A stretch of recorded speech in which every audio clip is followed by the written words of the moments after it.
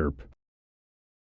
My name is Chad. I work with StoryboardArt. I'm a freelance artist working on a lot of independent live action films. And today I'm going to be moderating this discussion with some of our other mentors here from our StoryboardArt mentorship program. We've got John Dusenberry here, head of story from Warner Brothers.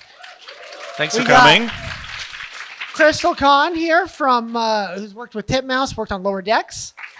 Hello, hello. We got Sergio Paez here, also our founder of StoryboardArt and worked with Lucasfilm on Star Wars Rebels. Thanks for coming. Go Sergio! And then we've got our live action guru, Tim Burgard here, who has worked on stuff like The Revenant, Hawkeye, Independence Day Resurgence, you name it, on the live action side. Woo. And today, we are going to be talking about targeting your work as a storyboard artist, or how to target your work as an artist in TV, feature, live action, and freelance. And starting us off with this is going to be Crystal Kahn, as she goes into TV animation. Give it up for Crystal. Hey. Yeah, TV. All right, so this is about me. My name's Crystal Kahn. Can you hear me? Okay, cool. My name is Crystal Kahn. I'm an assistant director / storyboard artist, most recently on Star Trek Lower Decks. I also have worked on Burgard CG as well as Madagascar A Little Wild, which I don't know if any of you are too old to watch that. But this means I have the whole gamut of working in TV. I've worked in adult, I worked on kids, I worked on preschool, and both CG and 2D, so I've apparently done it all. I also do a lot of portfolio reviews. I don't know if any of you have gotten some this weekend. So a general portfolio guideline, I did like a really bad website design on there. Obviously, graphic design is my passion. Obviously, number one, a working, easy to navigate website. You have no idea how many times I've seen a website not work, and I can't navigate it. All right, and then at least 2 storyboards of a clear beginning, middle, and end, because we are telling stories. I don't know if you want to give me a gag, but that's a little too short.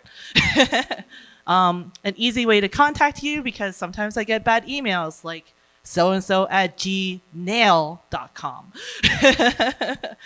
So make sure it's easy to find your email. Don't give me your phone number, because you're going to get weird people calling you. And keep it simple, because the recruiters don't have time to navigate your fancy website. Make it one click, easy peasy, look and go. For 2D animation, mostly it's about strong, clean drafting skills.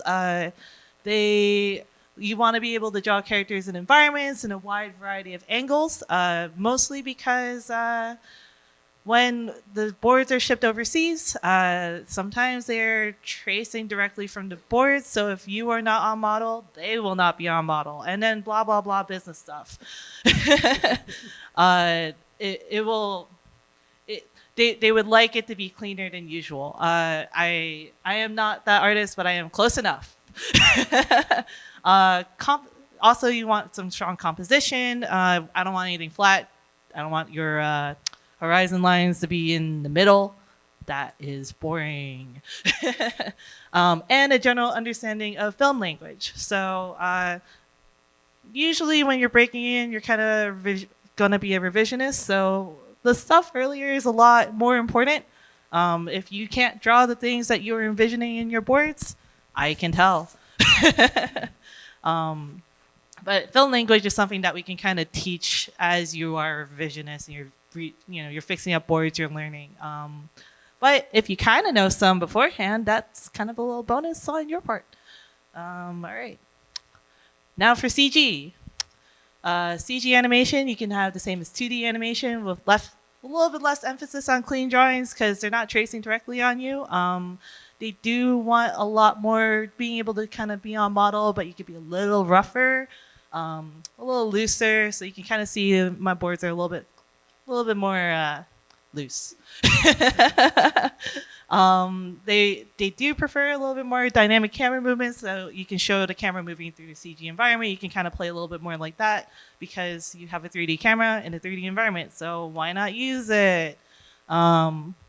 And using 3D sets and props are nice, but not necessary because you won't be expected to do 3D modeling or 3D animation because that's literally someone else's job. But it's good to have if you can know how to just move the camera. But sometimes you don't get that, so you gotta draw it. Oops. And I don't have much experience on board-driven shows, but from what I've been told, they would prefer storyboards of original stories. So you got your original characters, do not steal. Why not? If writing original stories is too daunting, try making an adaptation off like folklore, history, or real life, like, real funny things. That's a comic I did. That's me and my husband. You can make original comics like me to supplement your portfolio. In this case, this is just a sample one. So, but be mindful that board-driven shows are a lot more extra work for the same pay. So maybe that's why I don't do it. But you can tailor your body of work to the types of shows that you want to work on. So, make your boards for the kind of shows. If you love preschool, like I know someone that really loves Blue's Clues, she will do it. Or if you love action shows, you should make an action board. So most TV shows can be categorized as the following: adult, kids, preschool, action, comedy. Do any combo of that good stuff, and you'll probably find somewhere that you fit in. But sometimes, like, a comedy person can't do action, and sometimes an action person can't be funny. Who knows why? But it is possible that you can get pigeonholed in the genre. Try not to, unless you really love it. So if you really, really, really, really, really love Family Guy, make a Family Guy style board. Just saying. All right, and now to John. Yay. Very cool.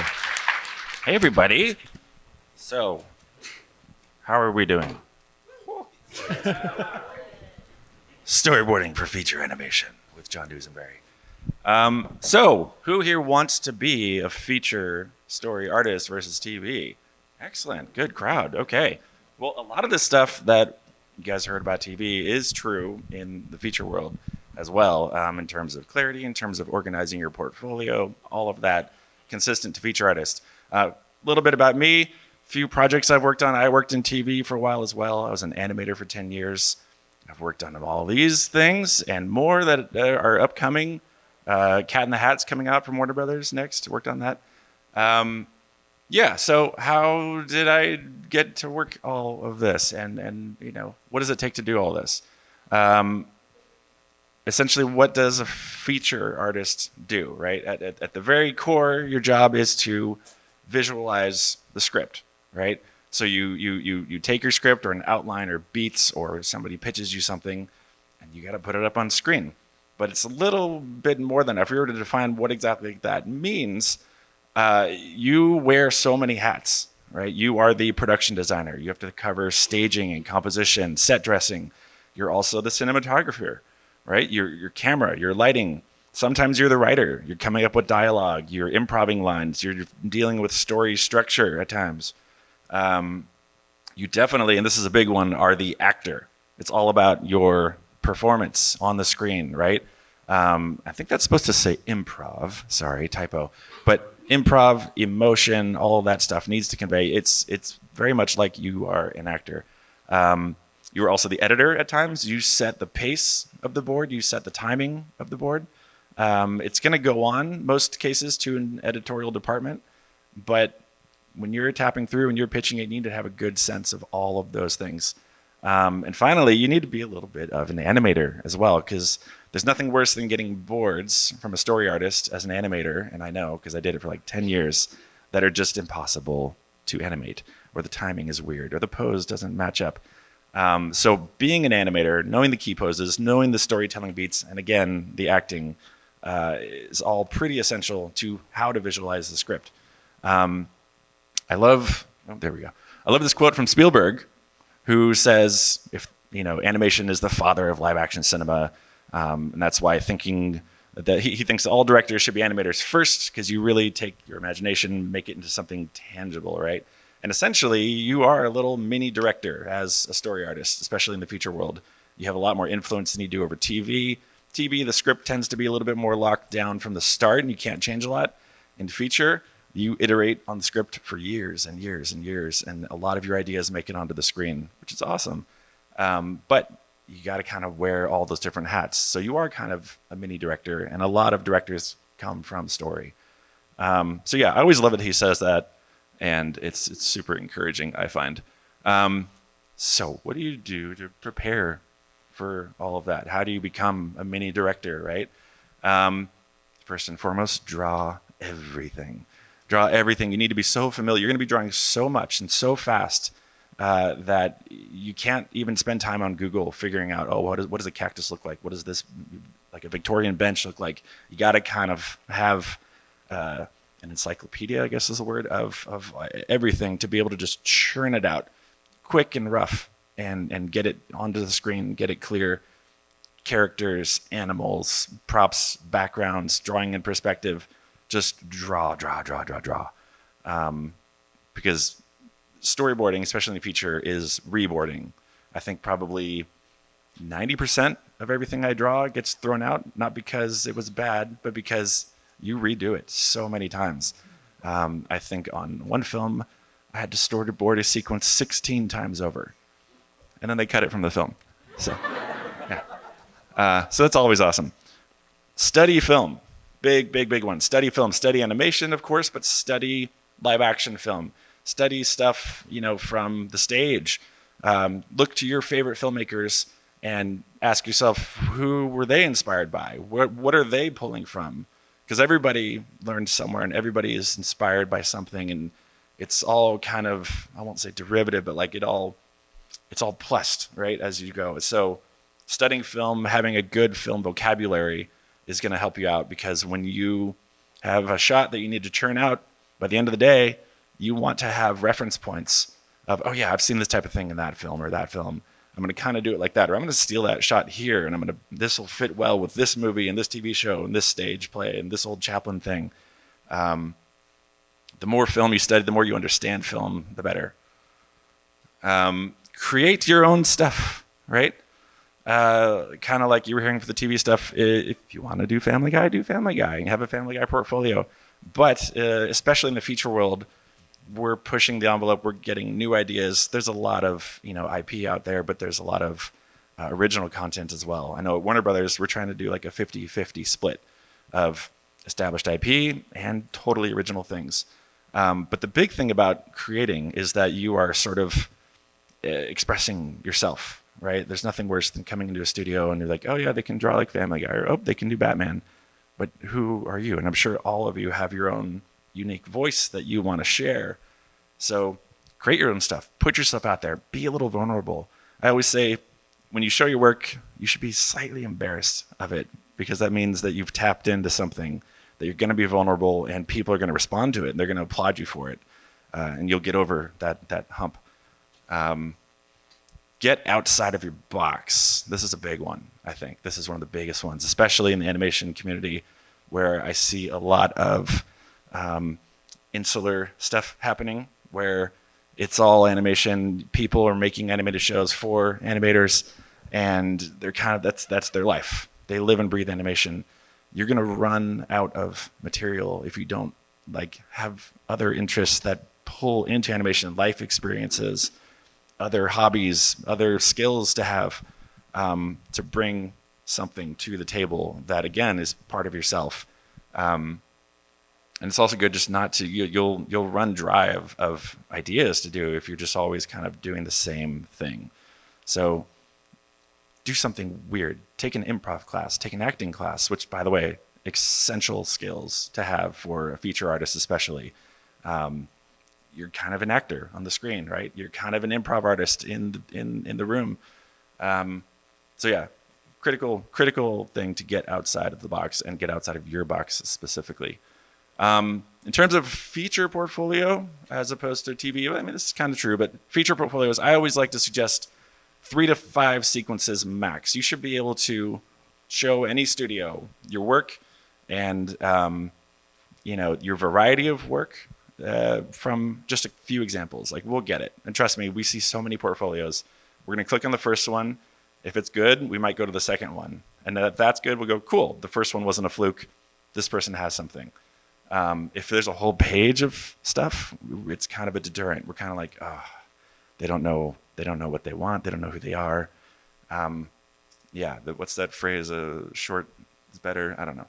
Keep it simple. You got it. Brevity is a sign of wit. Shakespeare, thank you.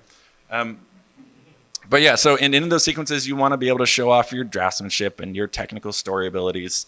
And I put here in caps, the emotional connection. I think in TV and in feature, being able to connect with your audience is essential. You need to be able to get them.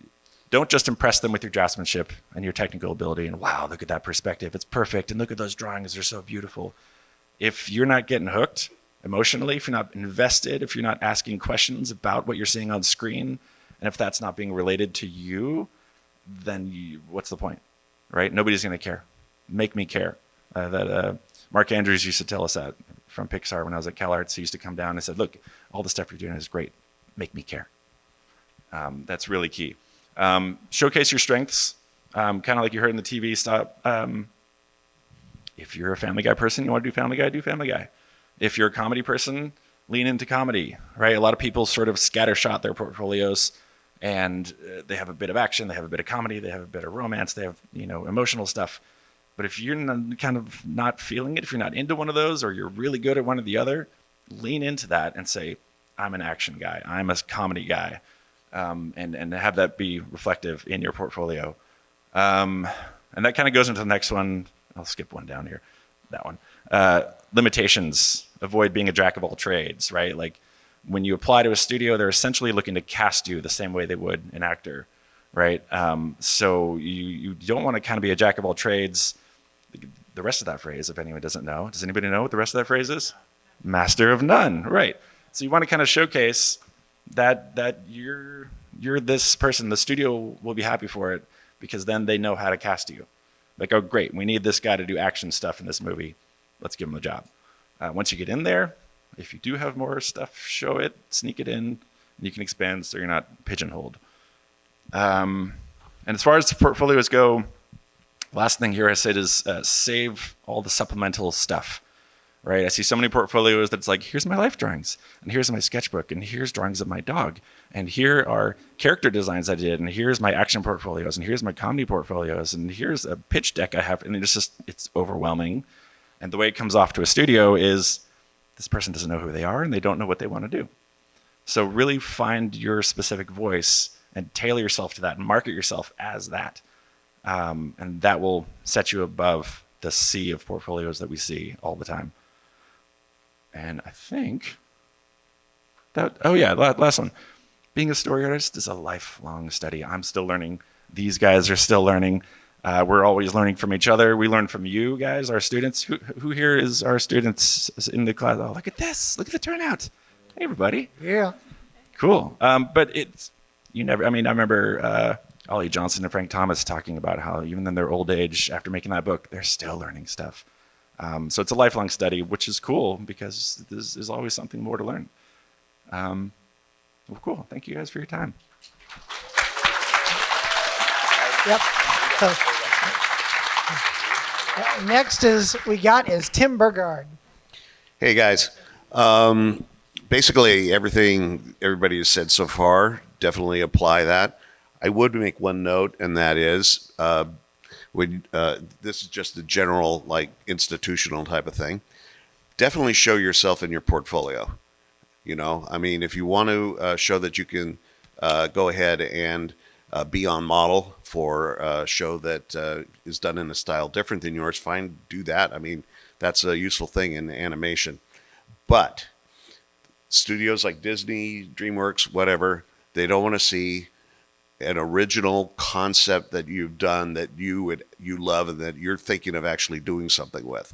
They don't want to have a liability to actually think that you're going to come back later and say, hey, you looked at my portfolio and you stole my ideas. All right. I hope both of you have heard that. That being said, let's have fun. Okay.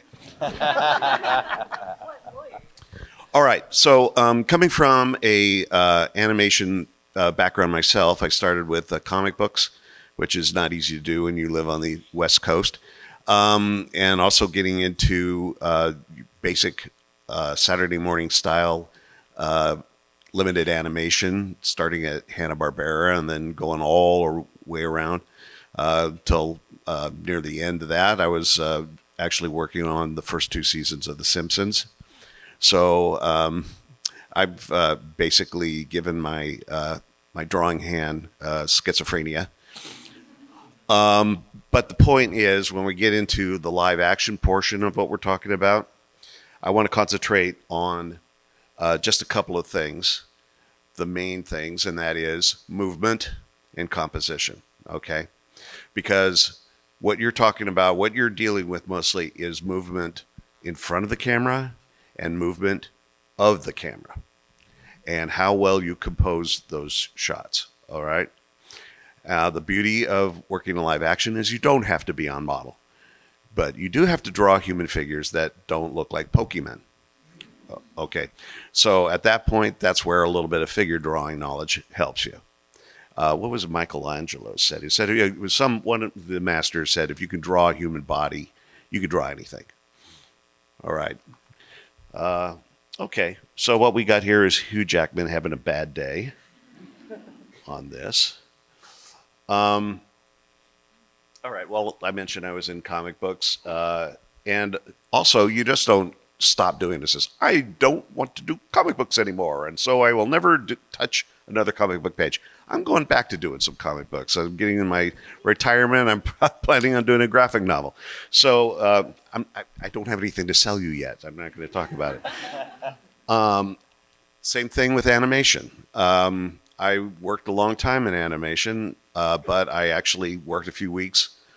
After a long period, I worked for a few weeks on the Mufasa movie that's coming out. You know, so all of these skills are there to, earn a living with, once you have them. So Simpsons, Terminator 2, Thor, Jurassic World, Hawkeye. Yeah, doesn't look like there's a through line to any of that, right? But it is storytelling, okay? I already mentioned that, but there it is for you. Now this brings up a little something else that we need to talk a little bit about, is a sense of reality. And that is, if you know how to work your storyboards with a live situation where living people are running around in dirt and on the snow, jumping out of trees and whatever, with a live camera, there's a sensibility to storytelling and filming with that type of thing. And that can be carried over even into situations like we have right here, where we have spaceships on the moon. All right?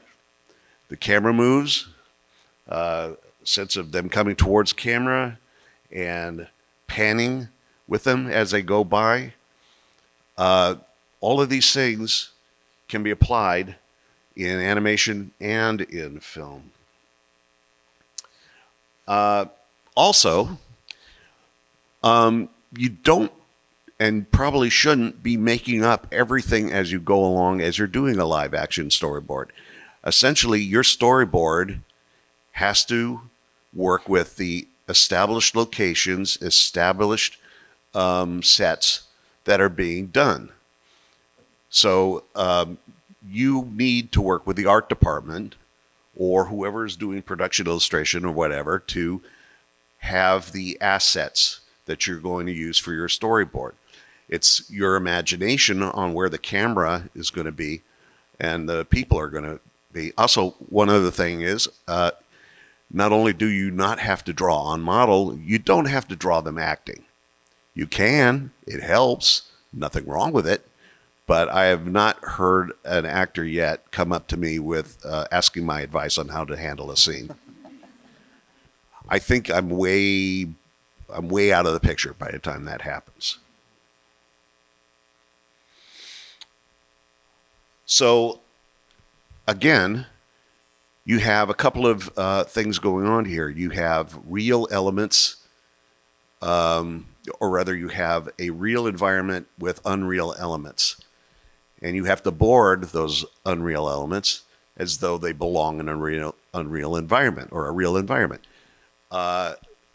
Sometimes you have the unreal, everything's unreal, say in visual effects, CGI animation, but you have to have them behave in a real fashion.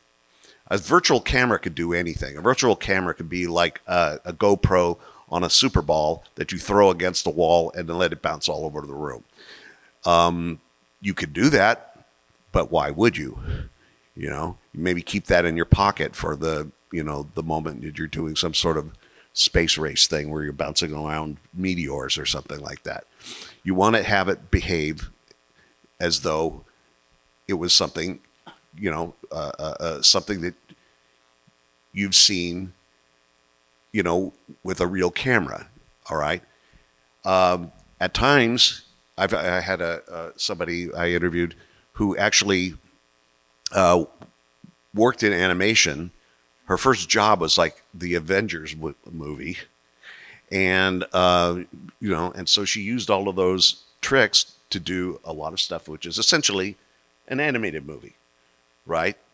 Probably with, like background plates that were really from real New York City places. But then she got a job working on Game of Thrones. And she came up with, wow, this great camera shot. It comes in, it swoops down and all of that. She says, no, this is Iceland. You can't put that equipment there. Think dog sleds.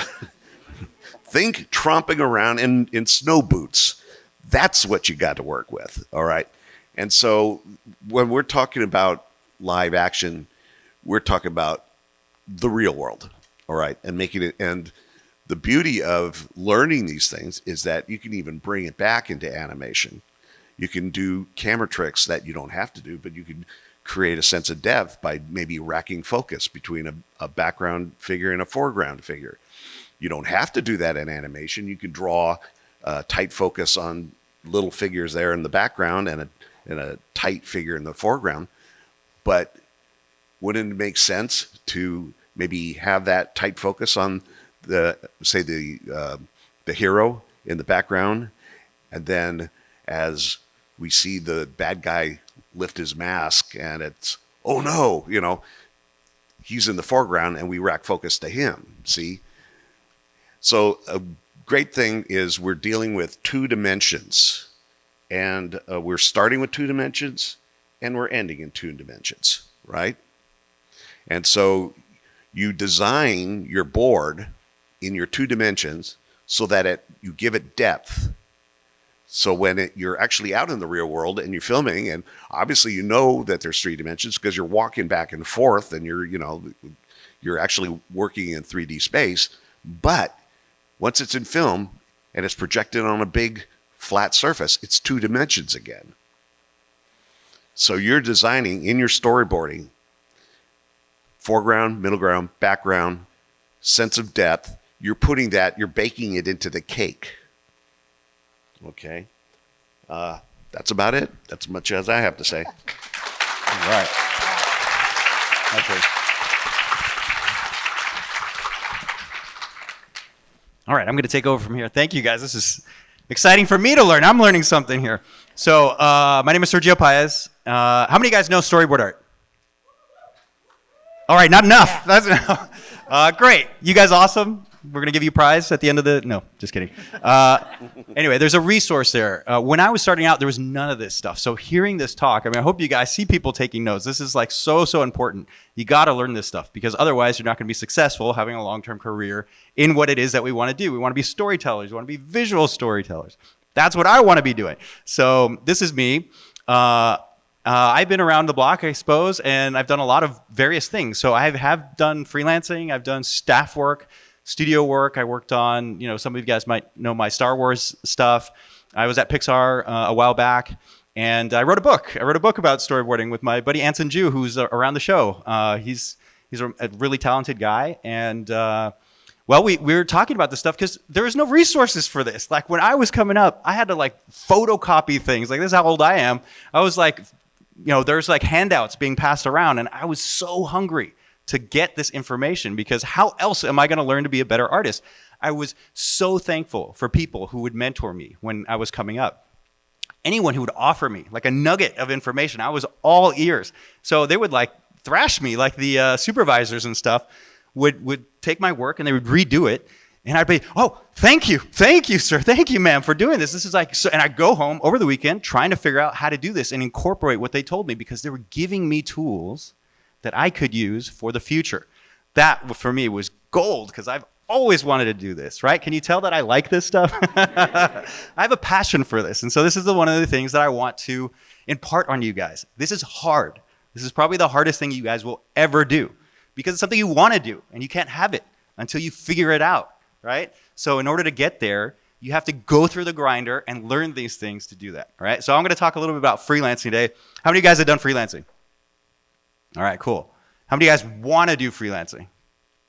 Yeah? All right, nice. And the other guys, you just randomly came in the room and all right, we're not talking about yoga today. So here, storyboard freelancer. All right, so I think, it's obvious you got to build up some samples, and this is a hard thing to do if you're coming out of school or right out of the gate because you probably won't have many samples or many clients.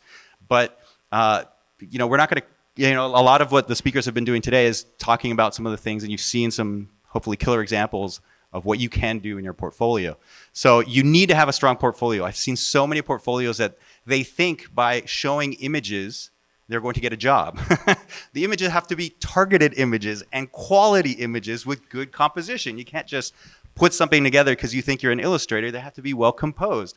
I've seen things where they're not even using a frame and they want to be a storyboard artist. Well, how do I know how you're composing if you don't put the objects that you're drawing in a frame? So those are the kinds of things that you should know about. If you don't know about it, you got to figure it out. Okay, hopefully we can talk a little bit about that today. So here's the way I think about freelancing. I think about this as you are a service provider for an independent service provider. A lot of time you're working as a contractor, but you have to give your services. You're being hired to be, a good service provider. So in order to do that, you have to give good service, right? Imagine you guys going into Starbucks or whatever, and they spit at you, they throw something at you. Like, what are you going to do? You're probably going to pick a fight with these guys, right? So you got to treat these guys well. And one of the things that I like to do is give the impression that I'm giving them more value than they are paying me for the salary that I'm commanding, okay? So think about that for a second. If somebody hires you for $100, but you've solved all their problems, like you've created something amazing, and they're like, wow, you just saved production money here. You saved me $500, and you only cost me $100. They're going to call you every single time because you've given them more value. It's the perception of value by doing this. Now, how do you do that? Okay, so we'll talk about these things. One of these things is you got to have good relations. So, be nice, be cordial, right? Go there with a smile, right? Be somebody that they want to work with. That's some of these things. So these are some of like the people skills you got to be learning. Communication is huge, and I don't know if I have this on an individual slide here. No, not yet. So let me talk a little bit about this.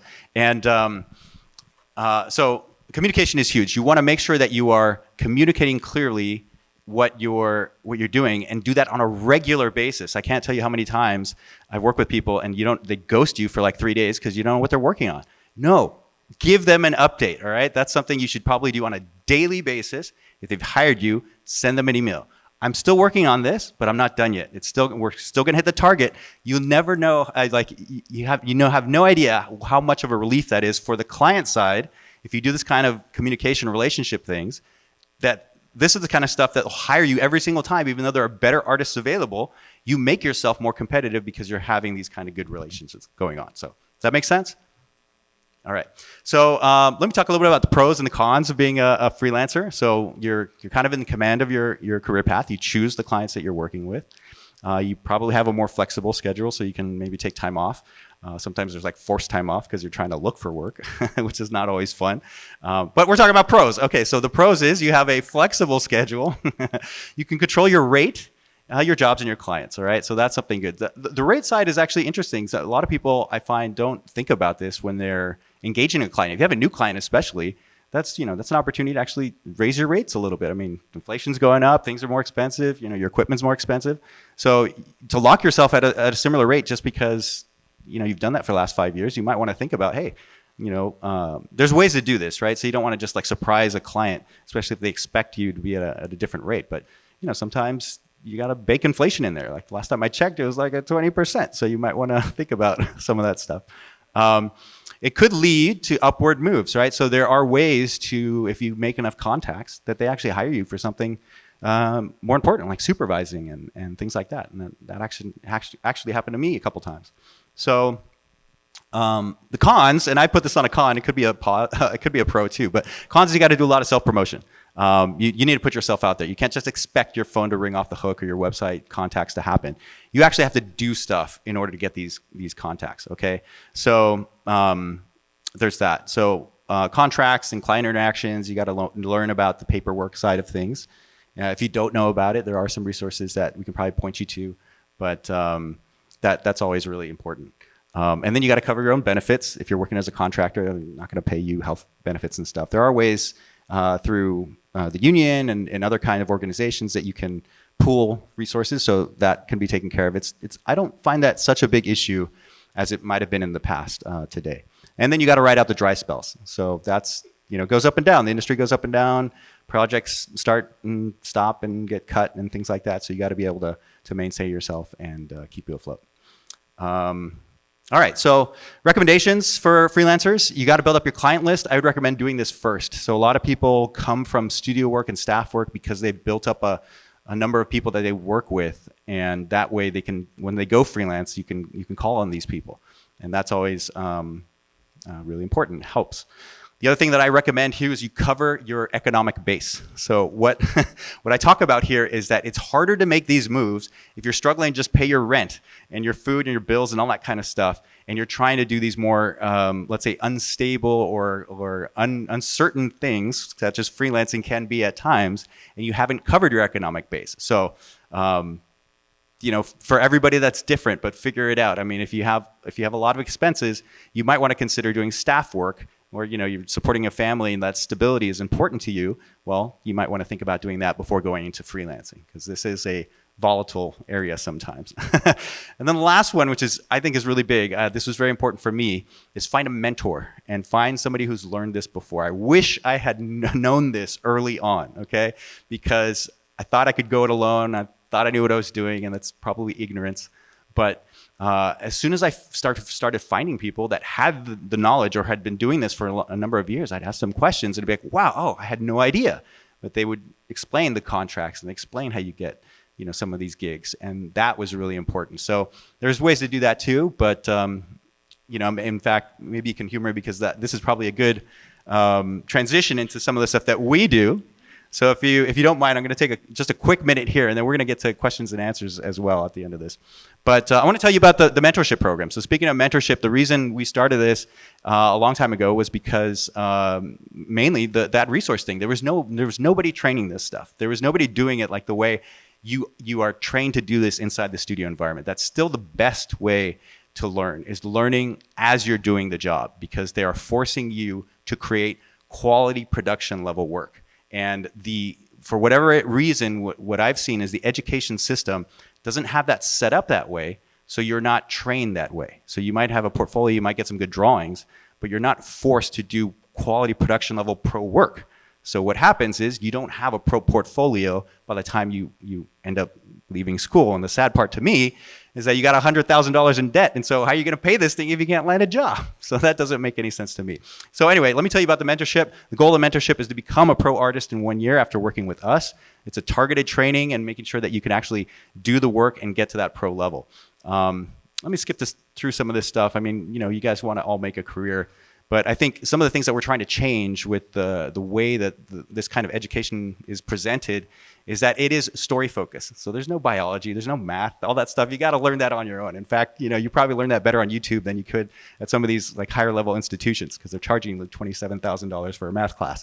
So this is you're learning story. Where else are you going to learn it? You got to learn it on the job. You can't get the job. Well, you got to learn it from the people doing it. And that's really, really important. I think it's really a game changer if you actually learn from somebody who's doing the work and they can story supervise you that way.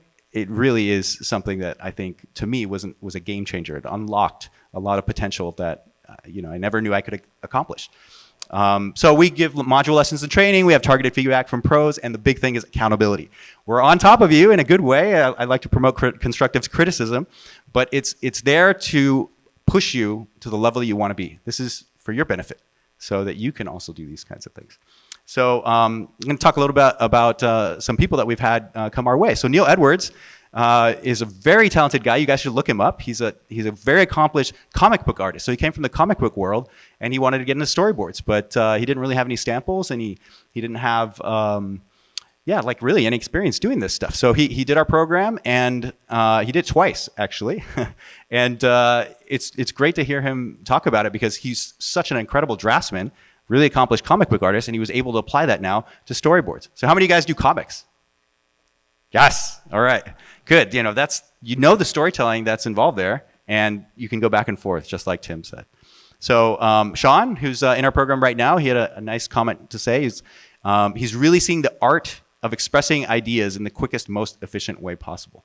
So thank you, Sean. Liliana Melgar, she came to us, and she was a recent art grad, and she did the program for 6 months. She didn't finish the program, and then she landed a job at Blizzard. So how did she do that? She was working one-on-one with a mentor, Doug Lovelace, and they talked about the things that she needs to work on, and she sent a portfolio to Blizzard, and she got hired. And she was doing remote work. So for those of you who think can't do remote work, well, you should check out Liliana's work. It's amazing. She's very, very talented. Ben Lin also came to us. He was doing illustration, and he was a very good illustrator.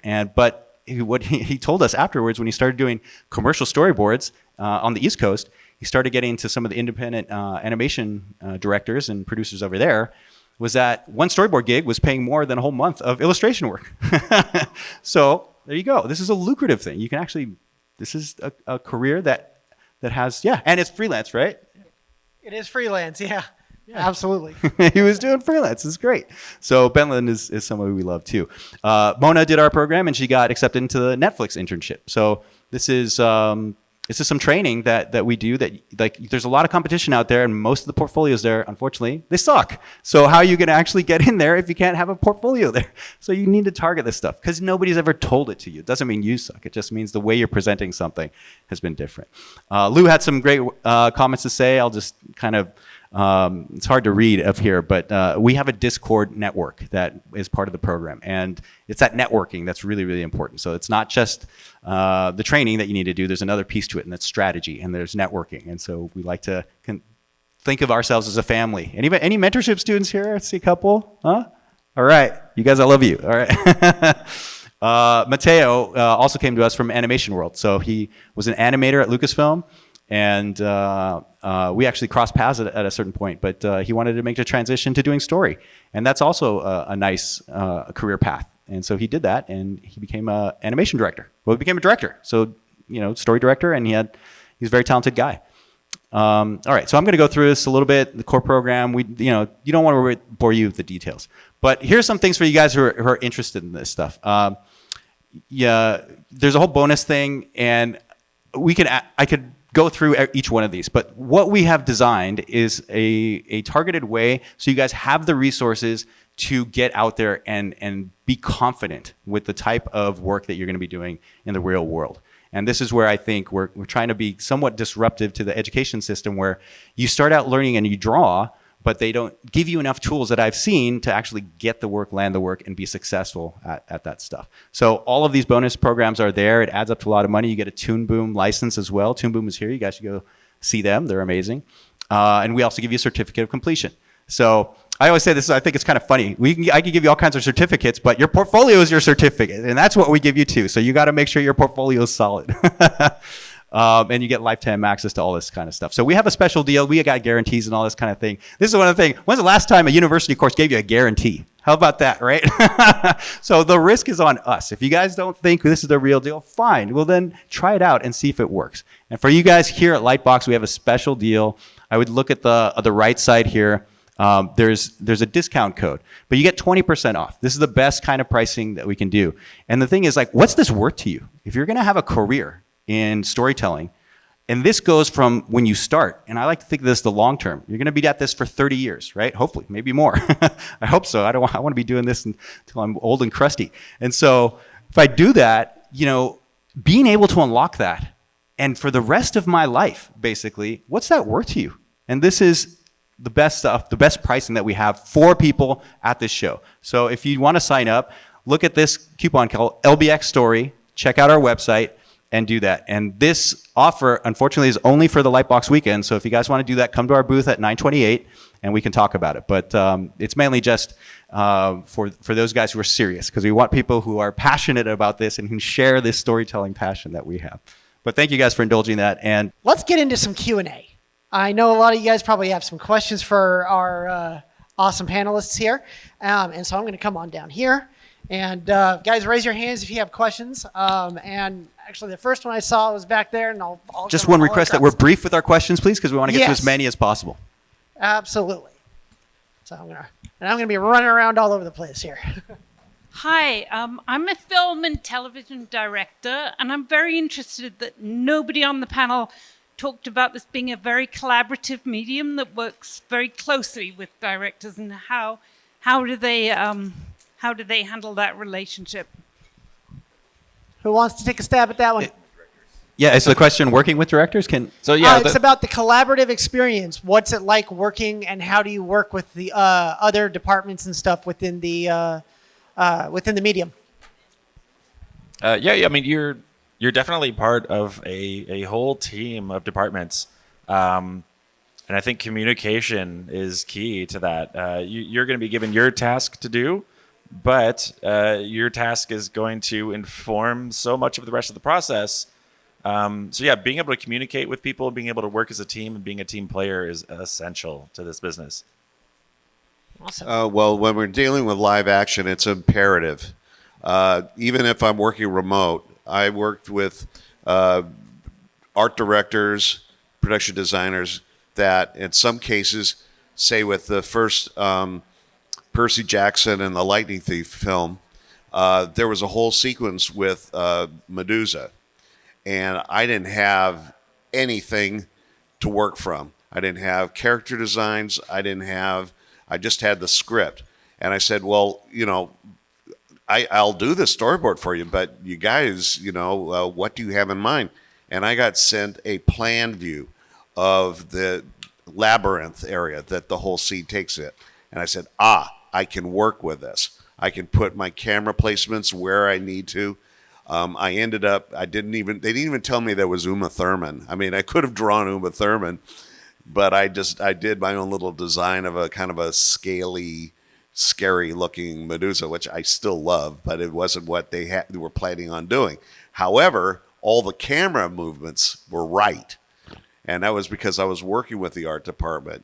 Occasionally it's nice when, they get their act together and I don't do a whole sequence that they turn around and change the set and I have to do it again because everything that I was doing was blocked by some, architectural thing that they put in, So it is imperative, especially live action, to work with all the other departments.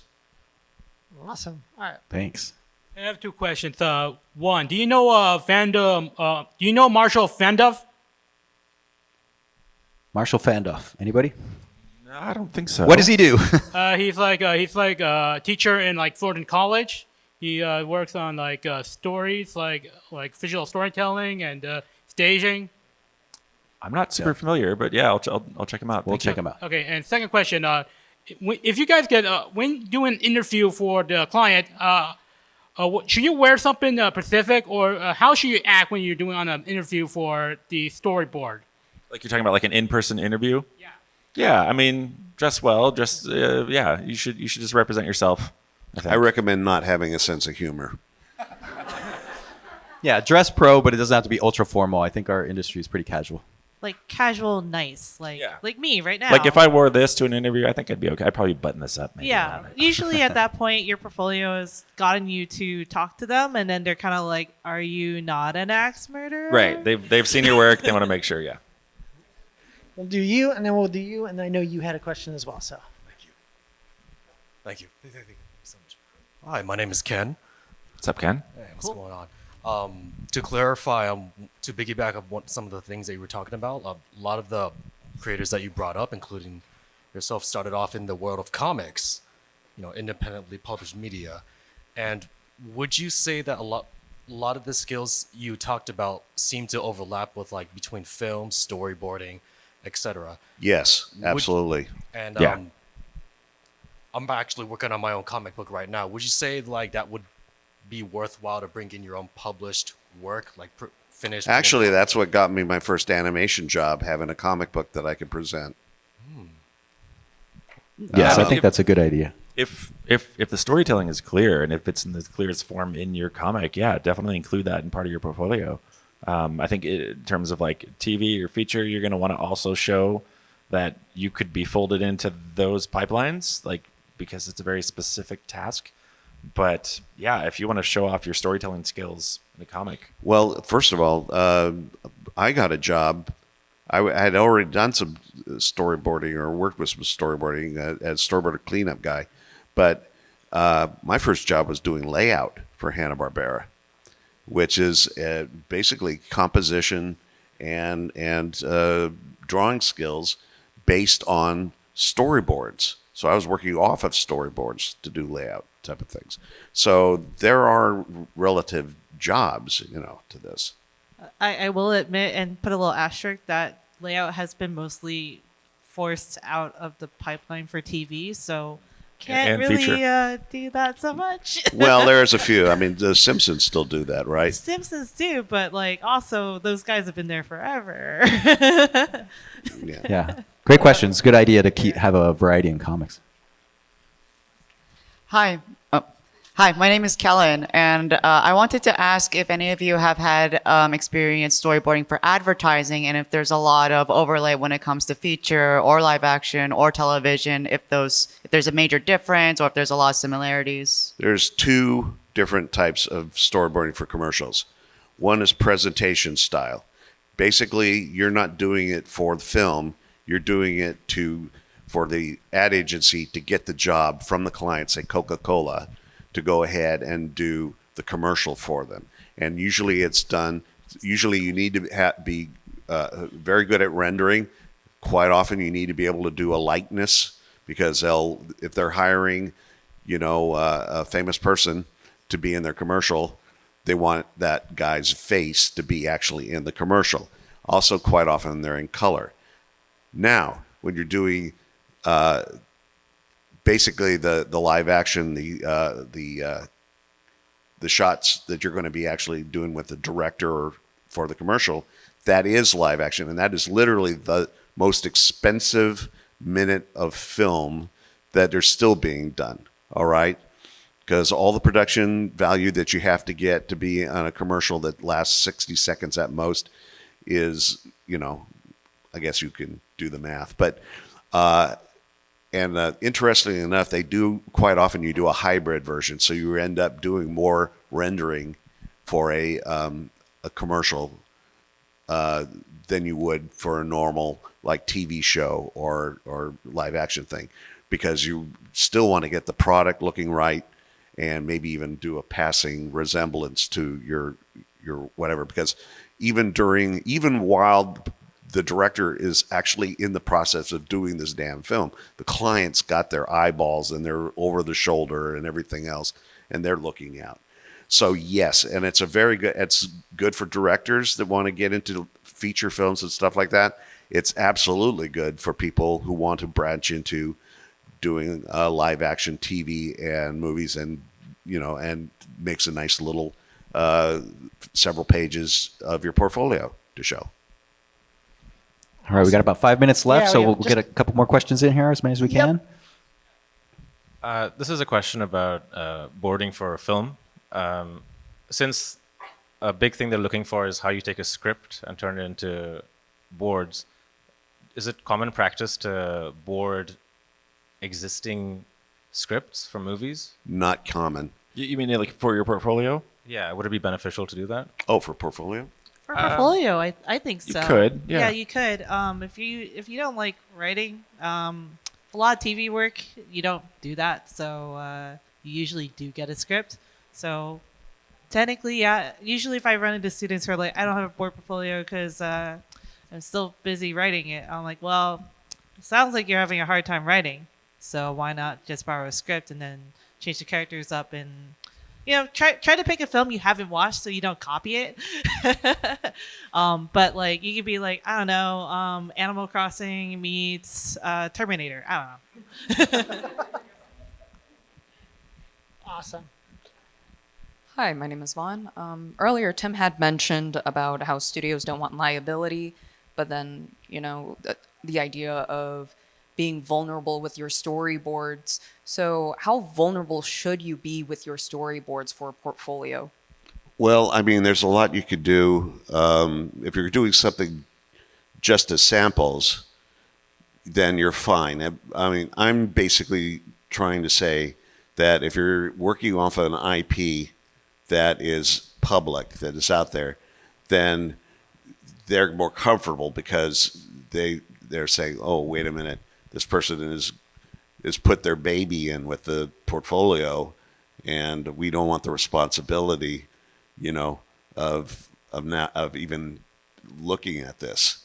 But I do think you do need to put yourself in there. Meaning, especially if you're doing something for live action, draw how you draw, right? If you're doing something for animation, I'm imagining you could probably throw in drawings, maybe test stuff that is done in your own style, possibly even do some character designs and things that, show that you can actually be creative and something like that. But I'm just warning you, that if you have something that I'm possibly even your own comic book project that you even have a copyright on and everything else,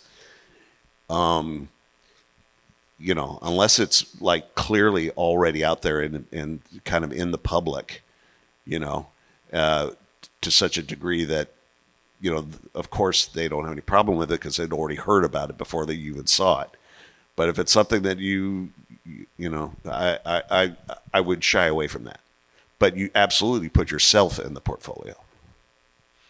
All right, let's see if we can get to a couple more Yeah, questions Scott, before we got wrap up. At least time for one more question here. Hello, my name is Ursula Johnstone, and I had a question about portfolios again. It had to do with the amount of animatics you said, was about 3 to 5, but how long should they be? I mean, as long as they need to be, they shouldn't be super long. I would keep it like in the 2 to 3 minute range max. You're just going to show a snippet of a sequence. It's just enough so that we can see that you can tell a story from start to finish, that there's a sense of completion in the story, and then long enough to get me hooked, a little invested in the characters, and that you can show a range of your skills over the span of a whole sequence. I would also include, I had somebody I talked with, you look familiar. I don't know, maybe it wasn't you I spoke with yesterday, but somebody brought in just the animatics and did not bring in the storyboard. And I had to kind of deconstruct what their storyboard must have been based on what I saw in the animatics. I think it would be helpful to have a sequence that you did that's an animatic and the storyboards so people could clearly see your thinking. It's good to see it playing, but you might not have the editing skills or to be able to tap through. And I want to go back and look at these boards for their drawings or for whatever. And also, editing is a job in another union, so you don't want to cross. If you get what I mean. Yeah. But if 2 to 3 minutes isn't quite an easy guide, 200 to 300 panels. You could be like me, a foolish person who made over 400 panels for one sequence, and I'll admit that was too long for a beginner.